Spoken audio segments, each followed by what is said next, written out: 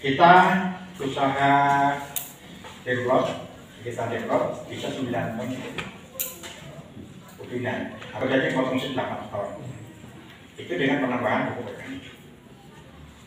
Kemudian selain padi, jagung gede, kalau jagung tidak jadi tanya lagi lah. Kami rata-rata punya jagung di atas ya.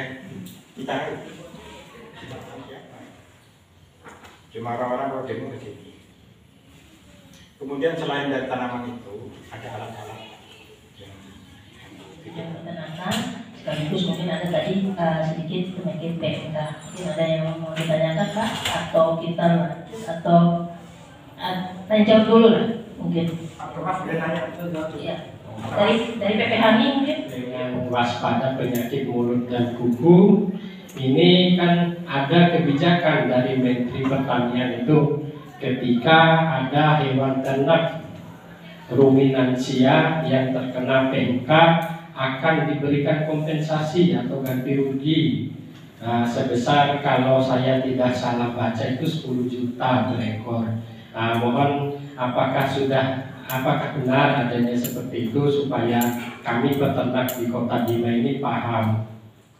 Sudah ratusan itu Pak Didi, dan sudah dilakukan penyemprotan. Kita tinggal nunggu vaksin kita jadi ya.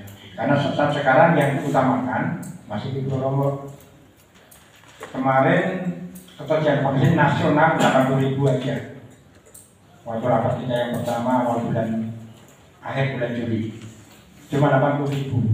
80.000 itu berapa? Terus katanya di yang kedua 3 juta dosis. Dan mudah-mudahan Kota Bima dapat lah nanti. Bukan karena kita kepingin bekerja, bukan, tapi kerugiannya itu yang saya kasih sama petaninya. Kalau kabupaten itu kan 12.000 per tahun.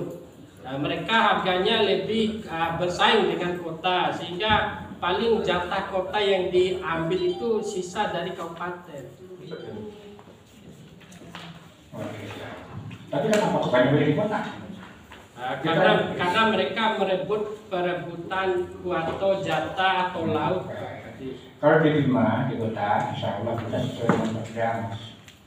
Kita perda lebih, kecuali pengambilan darah itu aja. Karena darah itu ada jasa itu. Kalau aturannya kita nggak pernah melebihkan, Kalau di kabupaten nggak tahu ya. Terima kasih atas kesempatan yang diberikan kepada. Kalau tentang masalah PKM mungkin udah lengkap ya. Sekarang ada yang ingin berbicara tentang masalah aspirasi Bang Haji. Kenapa? Masalah anggaran aspirasi ataupun bantuan aspirasi yang masuk ke Kota Bima. Ada 2 DPR RI saat ini yang di Komisi 4, yaitu Johan dan Rudi Mojo. Untuk tahun kemarin aja kita dapat 3 traktor. Tahun ini Badan merasa kenapa Kota Bima tidak dapat, sementara alokasi untuk DPR RI hari ini khusus Haji Rudi aja ada 27 buah. Tahun kemarin ada 21, tapi kita masih bisa dapat. Berarti maka kita pertanyakan, apakah Dinas Pertanian di Kota Bima kurang ada komunikasi dengan beliau-beliau itu? Itu yang ada sebagai masyarakat kota merasa iri. Belum lagi tempat pendingin, combine, ada 4 roda. Kenapa harus di kabupaten semua? Sama seperti yang kita bilang tadi bahwa kita di kota ini hanya sisa saja. Kalau tahun kemarin kan jujur aja ada 21 traktor yang masuk aspirasinya Pak Haji. Tapi untuk tahun ini 27. Justru di Kota Bima tidak ada sama sekali. Mada lucu aja itu. Kenapa?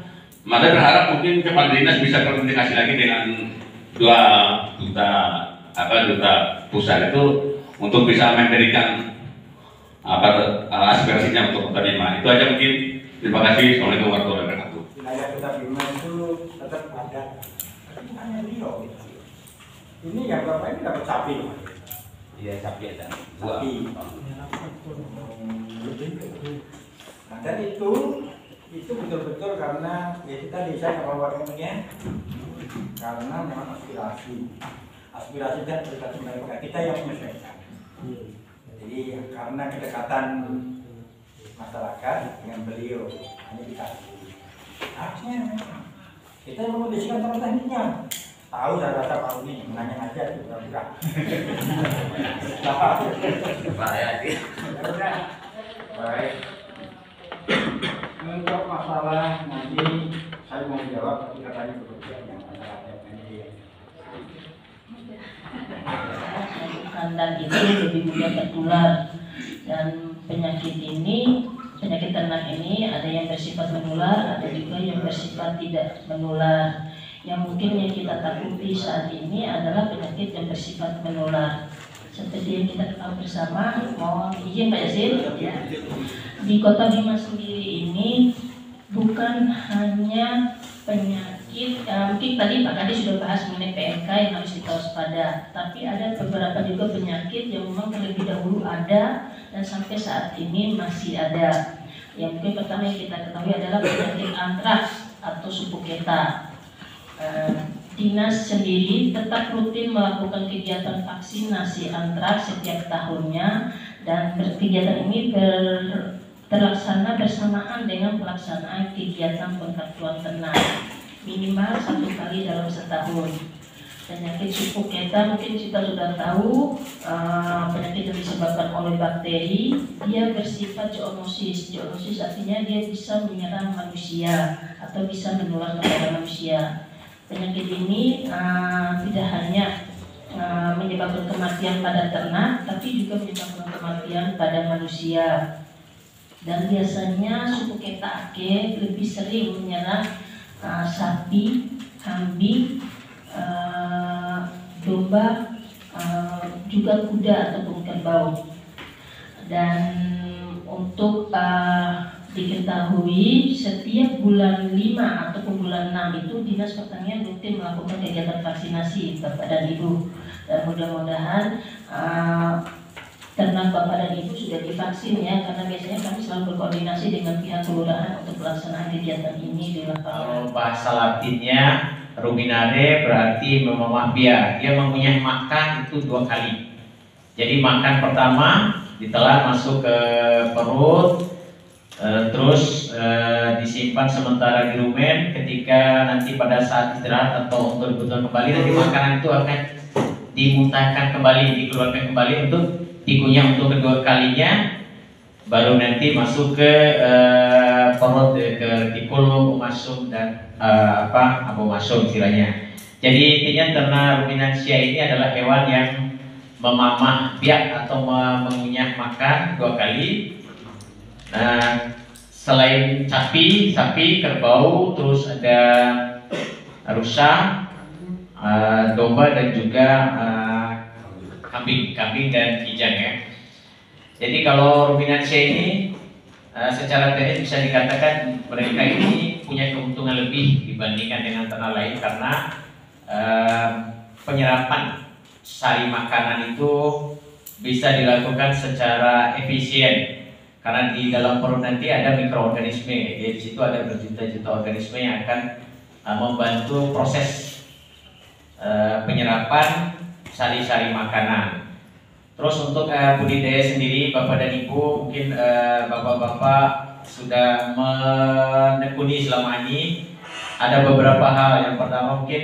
Yang pertama masalah kandang ya. Terus yang kedua bibit. Terus pakan nanti akan diuraikan sama pemateri kita Bapak Yasin dari BP3TR. Terus mengenai penyakit PMK tadi sudah sama Ibu Dr. Yaman WH. Terus ada manajemen pemeliharaan. Jadi untuk yang pertama, saya coba mengangkat masalah kandang. Kalau masalah kandang ini ibaratnya daike kandang itu bagi kita manusia itu kan rumah. Dan permohonan maaf yang setinggi-tingginya pada Bapak Ibu apabila tersuar kejanggalan atau kealpaan dari awal hingga akhir acara, dan akhirnya kami tutup acara ini dengan mengucap wabillahi taufiq wal hidayah. Wassalamualaikum warahmatullahi wabarakatuh.